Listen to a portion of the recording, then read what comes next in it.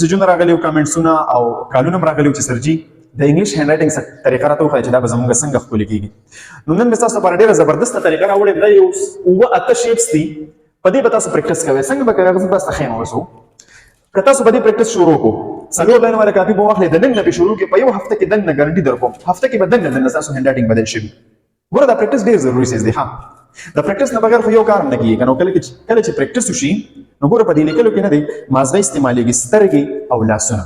نو چې کله موږ پریکټس کوو که نه، نو د دې دریو واڼو د یو بل سره یو ربط، یو کوارډینیشن برابر شي او فاین موټر سکلز ورته وایي هغه ډیولپ شي. فاین موټر سکلز زموږ په دې لاسونو په دې ګوتو کې کچ کچ مسلز دي، زموږ خو داسې په ورلډ باډیز کې مسل دي، ټیک شو. خو په دې لاسونو په دې ګوتو کې چې کوم مسلز دي که نه، چې کله ته په دې باندې یو کار بار بار کې، نو هغه ډېر زیات ډیولپ شي او مسلز میموري ورته وایي اټومیټک زموږ په دې مغزو کې یو میموري غوندې کې جوړه شي او بیا د دې ګوتو هغه مسلز اټومیټک حرکت کوي. ګوره فاین موټر سکلز په دې ګوتو کې کچ کچ مسلز دي، هغه په دې کچو کچو کارونو کې مثلا په لیکلو کې، په ډرایینګ کې ډېر پکارېږي. لوښي نیول، پیالې نیول، چمچ نیول، د بوټ تسمې تړل، په دې ټولو کارونو کې زموږ د ګوتو دا مسلز چې کوم دی دا پکارېږي او په لیکلو کې ډېر زیات پکارېږي. نو چې کله څوک پریکټس کوي که نه، د پریکټس نه بغیر چې کوم دی دا ناممکنه ده. که پریکټس شروع کړو په یو هفته کې دننه کېږي. ګوره پریکټس به څنګه کوو، طریقه ته ښیم، ویډیو نه اوږدوم.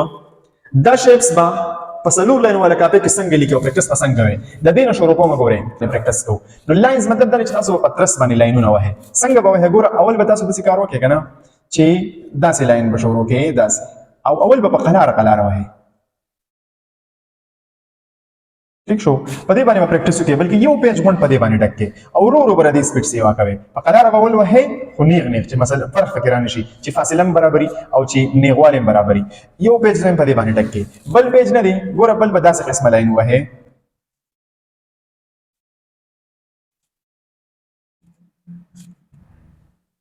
ها، بل قسم لاینونه چې کوم دي هغه دا دي. ګورئ اوله کې به ډېر احتیاط کوئ چې دا ښه مزېدار نیغ نیغ راشي داسې، ٹھیک شو. په دې باندې پریکټس وکړئ. بل قسم لاینونه دا دي که نه چې مکمل سر ته به رسوئ داسې. په بورډ باندې دا پریکټس صحیح نه کېږي، خو په کاپۍ کې ستاسو لاس ټول په پیج باندې پروت دي، نو بیا دا مومنټ او دا لاین هم بیا سیده راځي. د لاینونو دا پریکټس دی، ٹھیک شو.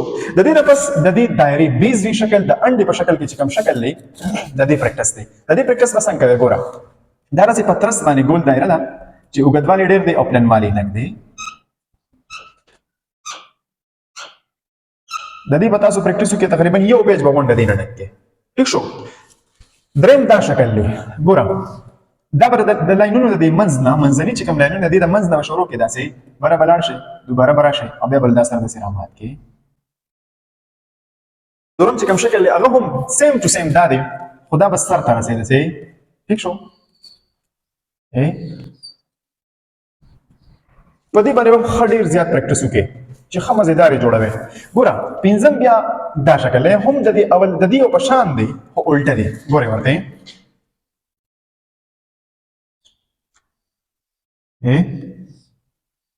په دې به تاسو ښه ډېر پریکټس وکړئ. بل شیپ چې کوم دی هغه دا دی. ګوره د الټه اس په شان کې دی. ګوره ها داسې، ٹھیک شو. په دې به ښه ډېر پریکټس وکړئ. د دې شیپس نه بیا د اے بي سي چې کوم دی دا غونډې جوړېدی شي. ګوره بل شیپ دا دی. ګورئ دې لاین دا به سر ته راورسوئ. ښه داسې په دې به ښه ډېر پریکټس وکړئ. ګوره پریکټس ډېر ضروري دی. بل شیپ دا دی. ګورئ دا د دې الټه غوندې کې دی. ګورئ ورته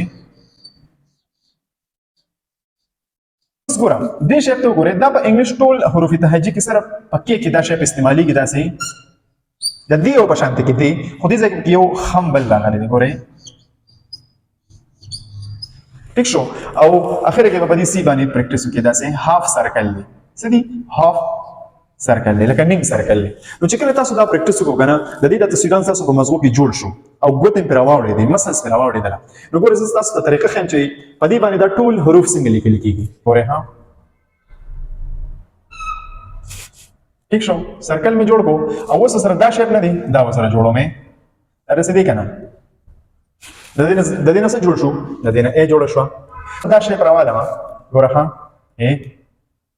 دا داسې دی که نه، ٹھیک شو. داسې به لاړ شم، خو لږ معمولي به نور بره لاړ شم. دا څه شو؟ دا بي شو. اوس ګوره زه ډي جوړوم نو هم دا سرکل به راوالم ٹھیک شو او د دې سره دا شیپ جوړوم ګورئ دا څه شو دا ډي شو آی جوړوم نو ګوره زه دا شیپ رالم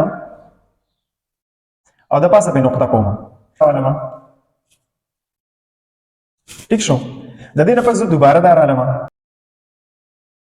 ٹھیک شو او د دې نه پس دا یو شیپ رالم ګورئ ها نو ما سره څه جوړ شو ام جوړ شو ها چې زه ان جوړوم نو ګوره دا شیپ راوالم ٹھیک شو او بیا پسې دا رالم په ام کې دا دوه پکارېدل په ان کې دا یو پکارېږي ٹھیک شو د دې نه پس زه ګوره جې جوړم جې دا شیپ راواله د پاسه پې ډاټ وکړه دا شیپ راواله ګوره داسې او دوباره ورسره دقه ولیکه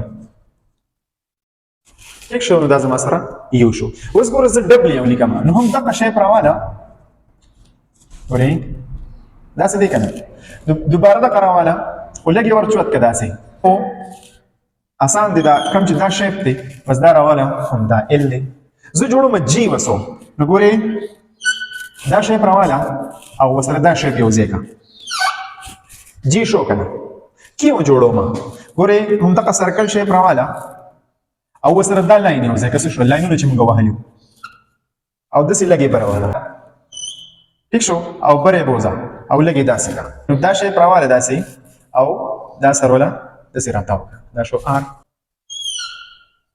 او دلته پکې یو کټ ولګوه دا ټي شو هغه بس دغه سرکل دی داسې راتاو که چې پی جوړوم ګوره پی ته ګورئ هغه لاینونه چې ما وهلي وو داسې پترس لاین ووهه او دا شیپ ورسره ولګوه دا پی ده ها په صحیح کیلیګرافي کې پی دلته کې داسې ټچ شوی نه ٹھیک شو او ورسره دا شیپ ولګوه یا دا شیپ راواله ګورئ ٹھیک شو او ورسره دغه شیپ وکړه دا څه شو دا کې شوله هغه نیغ لاین راواخله ٹھیک شو او ورسره دا شیپ جوړ کړئ دا څه شو دا اچ شو څنګه لیکو چې کله د سی پریکټس تاسو وکړو که نه د سی ګوره دا سی ده که نه دا څه دي دا سی ده نو د دې سی سره الټه سی بله ولګوه ګوره مطلب لکه دا یو سی شوله ګوره چې کله دوه سیګانې د یو بل سره الټه ولګي لکه داسې او داسې ټیک شو د دې نه ایکس جوړېږي ګورئ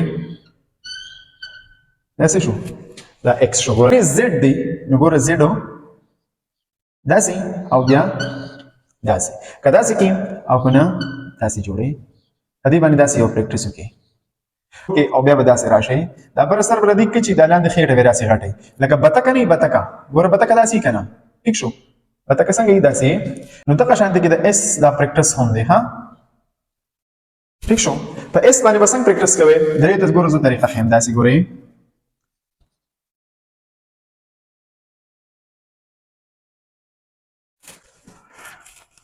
ښه جي نو دا شیپ یې زده کړئ ښه جي نو دا شیپ نه دي د دې پریکټس ډېر زیات ضروري دی ښه زما په خپل اول خط ډېر زیات خراب و بیا مې د دې څیزونو پریکټس شروع کړو اوس اټومیټیکلي لکه اټومیټ زما خیال هم دی خو لکه دا شیپ چې کوم دی داسې لیکلی شم لکه زما دا ګوتې نه دي دا ګوتې دا اټومیټیک دغه خپل ځای لرسي دغه خپل لاین لرسي نو دا مه وایه چې نه کېږي دا به چېرته نه وایه چې نه کېږي لکه پریکټس نه دی وي پریکټس میکس ا مین پرفیکټ نو پرفیکټ خو نه خو لکه پرفیکشن طرف ته چې کوم دی چیزنګ کوي تعقب به کېدو به پرفیکشن طرف ته به رسي لکه پرفیکټ خو نو بډي از پرفیکټ ټیک شو خو چې پریکټس کوي که نه نو ستا دا ګوتې دا ډېره لکه دا منلې شوې خبره ده چې دا ګوتې نه دي دا اټومیټیک بیا مومنټ کوي